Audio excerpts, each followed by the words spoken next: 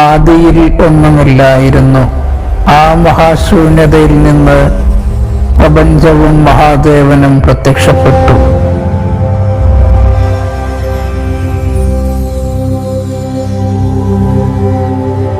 ഞാനാണ് ആദിയും അന്തവും, നിശബ്ദതയും നാദവും, സൃഷ്ടിയും സംഹാരവും ഒന്നായ മഹാദേവൻ.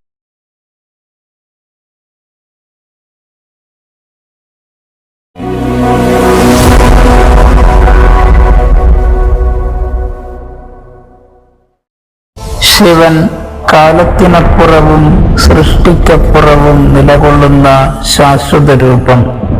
സൃഷ്ടിയും സംഹാരവും മഹാദേവനിൽ ലയിക്കുന്നു. അവന്റെ നിശബ്ദതയിൽ പ്രപഞ്ചം ശ്വസിക്കുന്നു. അവന്റെ താണ്ഡവ നടനത്തിൽ ലോകങ്ങൾ പിറക്കുന്നു. ദക്ഷന്റെ യാഗത്തിൽ ദേവന്മാരും രാജാക്കന്മാരും ക്ഷണിതാക്കളായി. പക്ഷേ അവിടെ മഹാദേവന്റെ സ്ഥാനം ശൂന്യമായിരുന്നു. ഈ യാഗത്തിൽ ദേവന്മാരെയെല്ലാം ക്ഷണിച്ചു. പക്ഷേ ശ്മശാനവാസിയായ ശിവനില്ലാതെ എന്റെ യാഗം പൂർത്തിയാകും. അദ്ദേഹത്തെ ക്ഷണിച്ചിരുന്നില്ല. തന്റെ മകൾ ഒരു ശ്മശാനവാസിയും ചുടലഭസ്മധാരിയുമായ ഒരുവനെ വിവാഹം ചെയ്തു എന്നതാണ് ദക്ഷന് ശിവനോടുള്ള വിരോധത്തിന്റെ കാരണം. സതീദേവി പിതാവ് നടത്തുന്ന യാഗത്തിൽ പങ്കെടുക്കണമെന്ന ആഗ്രഹം ശിവനെ അറിയിച്ചു. പിതാവിന്റെ യാഗം നടക്കുമ്പോൾ എനിക്ക് പോകാതിരിക്കാനാവില്ല. ഞാൻ അവിടേക്ക് പോകും. ത്രികാലജ്ഞാനിയായ കാലകാലൻ അവിടെ നടക്കാനിടയുള്ള കാര്യങ്ങളെക്കുറിച്ച് സതീദേവിക്ക് മുന്നറിയിപ്പ് നൽകി. യാഗവേദിയിൽ നീ അപമാനിതയായാൽ ഈ കൈലാസം നീ മറന്നേക്കുക. അവൾ തന്റെ അമിതമായ ആഗ്രഹത്തിൽ ശിവൻ നൽകിയ മുന്നറിയിപ്പ് മറന്നു.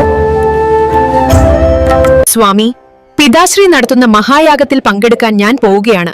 എന്റെ പിതാവിനെയും മാതാവിനെയും കാണുവാനുള്ള സന്തോഷത്തിന് ഇന്ന് അതിരുകളില്ല. വർദ്ധിച്ച സന്തോഷത്തോടെ അവൾ കൈലാസം വിട്ടിറങ്ങി. ദക്ഷന്റെ കൊട്ടാരത്തിൽ യാഗത്തിനായുള്ള ഒരുക്കങ്ങൾ നടക്കുന്നു. യാഗം ആരംഭിച്ചു. സതീദേവി യാഗവേദിയിലേക്ക് കയറി വന്നു. ശിവനെ ഞാൻ ക്ഷണിച്ചിട്ടില്ല. ഭർത്താവ് വരാത്തിടത്ത് നീ എന്തിനാണ് വന്നത്? ഈ യാഗത്തിൽ ശിവനെ ക്ഷണിക്കേണ്ട ആവശ്യമില്ല. അശുഭം മാത്രം വിതയ്ക്കുന്നവനാണ് അവൻ. അവളെ വരവേറ്റത് അവഗണനയും പരിഹാസവുമായിരുന്നു. സ്വന്തം പിതാവായ ദക്ഷന്റെ വാക്കുകൾക്ക് ഹോമകുണ്ഡത്തിലെരിയുന്ന അഗ്നിയേക്കാൾ ചൂടുള്ളതായി അവൾക്ക് അനുഭവപ്പെട്ടു. ആ നിമിഷം ശിവന്റെ വാക്കുകൾ അവളുടെ കാതുകളിൽ മുഴങ്ങി. സതി, യാഗവേദിയിൽ നീ അപമാനിതയായാൽ ഈ കൈലാസം നീ മറന്നേക്കുക. ദേവന്മാർ, മഹർഷിമാർ, യക്ഷൻ, ഗന്ധർവൻ തുടങ്ങി വിശിഷ്ട വ്യക്തിത്വങ്ങളാൽ സമ്പന്നമായിരുന്നു ദക്ഷന്റെ യജ്ഞവേദി. പിതാവിന്റെ സ്നേഹവാത്സല്യങ്ങൾക്കായി ദക്ഷന്റെ യജ്ഞവേദിയിലേക്ക് എത്തിയതായിരുന്നു സതി. സ്വന്തം പിതാവിൽ നിന്ന് തന്നെ അപമാനം നേരിട്ടപ്പോൾ അവൾ ആത്മാഹുതി ചെയ്യാൻ തീരുമാനിച്ചു. ഞാൻ ആത്മാഹുതി സമർപ്പിക്കുന്നു. ദക്ഷന്റെ യാഗശാലയിൽ വെച്ചുണ്ടായ സതിയുടെ ദേഹത്യാഗ വാർത്ത കൈലാസത്തെ പ്രകമ്പനം കൊള്ളിച്ചു. മഹാദേവ ഹൃദയം ക്രോധവും ദുഃഖവും കൊണ്ടു നിറഞ്ഞു. നന്ദിയുൾപ്പെടെയുള്ള ഭൂതഗണങ്ങളും ശോകത്തിൽ അലമുറയിട്ടു. ഇന്നേ വരെ ലോകം കണ്ടിട്ടില്ലാത്ത മഹാരൗദ്രരൂപം ശിവനിൽ ഉദയം ചെയ്തു. ശോകാകുലനായ ശിവൻ താണ്ഡവമാടാൻ തുടങ്ങി. ജട പറിച്ചെറിഞ്ഞു. ആ തിരുജടയിൽ നിന്ന് ഉഗ്രസ്വരൂപമായി വീരഭദ്രൻ ജനിച്ചു.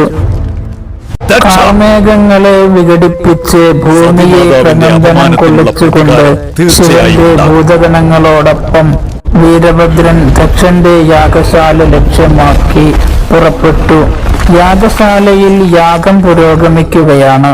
നൈസുഗന്ധം അന്തരീക്ഷമാകെ വ്യാപിക്കുകയാണ്. ആകാശം ഇരുണ്ടു.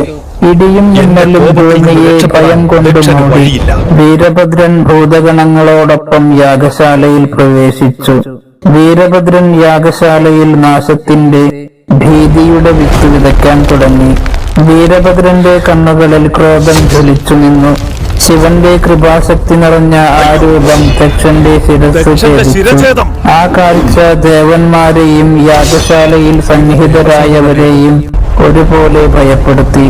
എന്നിട്ടും ശിവന്റെ ക്രോധം ശമിക്കാതെ താണ്ഡവ നടനം തുടർന്നു. എന്തു ചെയ്യണമെന്നറിയാതെ ദേവകൾ ആകുലതകൾ പ്രകടിപ്പിച്ചു. ദക്ഷന്റെ ശിരഛേദം! ഇത് ദേവശാപം തന്നെയല്ലോ.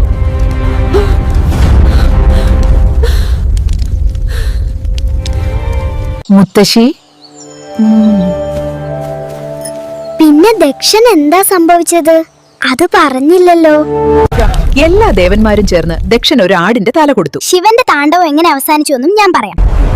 അപ്പോഴേക്കും താണ്ഡവ നടനം മൂർധന്യാവസ്ഥ പ്രാപിച്ചിട്ടുണ്ടായിരുന്നു. മഹാവിഷ്ണു തന്റെ സുദർശന ചക്രത്തെ സ്മരിച്ചു. ചക്രം അദ്ദേഹത്തിന്റെ പെരുവിരലിൽ പ്രത്യക്ഷമായി. അത് അത്യുജ്വലമായി ജ്വലിച്ചു. ചക്രം സതിയുടെ ചേതനയറ്റ ശരീരം ലക്ഷ്യമാക്കി പാഞ്ഞു. നിമിഷങ്ങൾക്കുള്ളിൽ 51 ഖണ്ഡങ്ങളായി ആ ശരീരം ചിതറിത്തെറിച്ചു.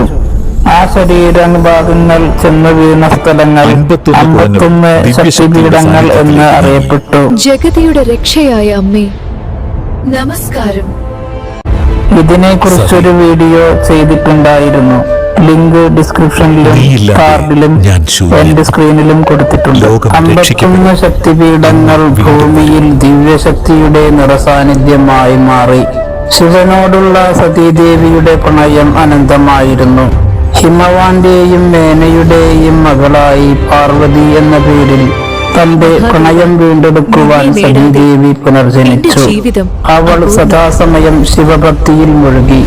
ഹിമാലയത്തിൽ വർഷങ്ങളോളം ഉഗ്രമായ തപസ് തുടങ്ങി. പാർവതിയുടെ ശിവഭക്തി പ്രപഞ്ചത്തെ വിസ്മയിപ്പിച്ചു. പാർവതിയുടെ ഭക്തിയിൽ സംപ്രീതനായ ശിവൻ അവളുടെ മുമ്പിൽ പ്രത്യക്ഷപ്പെട്ടു. ദേവഗണങ്ങൾ, മുനിശ്രേഷ്ഠർ, യക്ഷഗന്ധർവ, കിന്നര, അപ്സര വൃന്ദങ്ങൾ എന്നിവർ സാക്ഷിയായി ഒന്നിക്കാൻ തയ്യാറെടുപ്പുകൾ ആരംഭിച്ചു. വിവാഹ ദിവസം ഹിമവാന്റെ കൊട്ടാരത്തിലേക്ക് വാദ്യഘോഷങ്ങളോടെ ശിവനും ഭൂതഗണങ്ങളും ഗന്ധർവന്മാർ മുതൽ അപ്സര സ്ത്രീകൾ ഉൾപ്പെടെയുള്ളവർ പുറപ്പെട്ടു.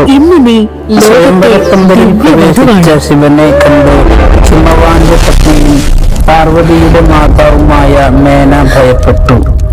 ഇക്കാര്യമറിഞ്ഞപ്പോൾ പാർവതി ശിവന്റെ ശ്മശാനവാസി ഭാവമുള്ള രൂപം മാറ്റുവാൻ പ്രാർത്ഥിച്ചു. അപ്രകാരം ശിവൻ വിവാഹവേദിയിൽ പ്രവേശിച്ചു. വേദജ്ഞരുടെ മന്ത്രധ്വനികൾ വിവാഹവേദിയെ പുണ്യവും ധന്യവുമാക്കി. ദേവഗണങ്ങൾ സാക്ഷ്യം വഹിച്ച വേദിയിൽ ശിവൻ പാർവതിക്ക് വരണമാല്യം ചാർത്തി. ദേവകൾ പുഷ്പവൃഷ്ടി ചൊരിഞ്ഞു അവരവരുടെ ആശീർവാദങ്ങൾ നേർന്നു. തന്റെ പ്രണയം സഫലീകൃതമായതോർത്ത് പാർവതി നിറവുതിയടഞ്ഞു. മംഗളവാദ്യങ്ങൾ മുഴങ്ങി. ശിവപാർവതിമാരെ പ്രകീർത്തിച്ച് ഗന്ധർവന്മാർ സ്തുതിഗീതങ്ങളും ആലപിച്ചു. ഇത് ലോകത്തിനാകെ ദിവ്യമായ അനുഗ്രഹമാണ്.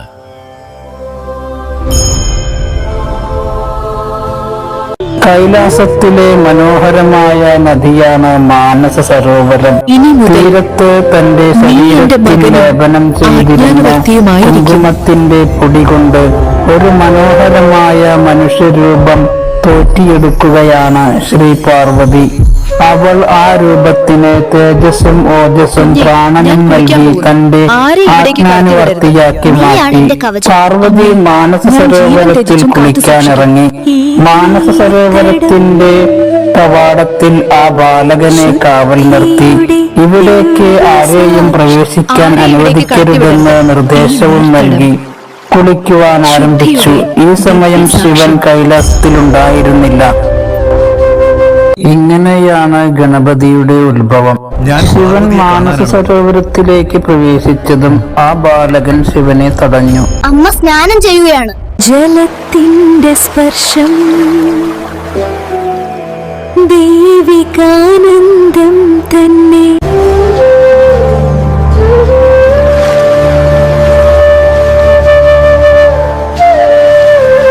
അവിടേക്ക് ആരെയും കടത്തിവിടില്ല. ഞാൻ അവളുടെ ഭർത്താവാണ്. എനിക്കോ തടസ്സം? എന്നെ ആരും മറികടക്കാൻ ഇപ്പോൾ പാടില്ല. അവിടേക്ക് പോകാൻ കഴിയില്ലെന്ന് ഗൗരവത്തോടെ പറയുകയും ചെയ്തു. ഇത് ശിവനെ കോപാകുലനാക്കുകയും ശൂലത്താൽ ബാലകന്റെ ശിരസ് ഛേദിക്കുകയും ചെയ്തു. മാനസ സരോവരത്തിൽ നിന്ന് ഈറനുടുത്ത് പാർവതി കയറി ധൈര്യമായി എനിക്ക് മുമ്പിൽ വന്നപ്പോൾ ഇങ്ങനെ- കോപവും താപവും കൊണ്ട് അട്ടഹസിച്ചു. ആ അട്ടഹാസം 14 ലോകങ്ങളിലും പ്രകമ്പനം കൊണ്ടു. ദേവാസുരാദികൾ ഭയന്നു. സാക്ഷാൽ മഹാദേവൻ പോലും ഭയചകിതനായി. പാർവതിയുടെ കോപം പ്രപഞ്ചത്തെ സംഹരിച്ചേക്കുമോ എന്ന് ദേവന്മാർ ഭയപ്പെട്ടു. ദേവന്മാർ കാട്ടിലേക്ക് നടന്നു. അപ്പോൾ ഒരു ആന വരുന്നത് കണ്ടു. അവർ അതിനെ വേട്ടയാടി. അതിന്റെ ശിരസുമായി മാനസ സരോവരത്തിൽ തീരത്ത് ബാലകന്റെ സമീപത്ത് എത്തി.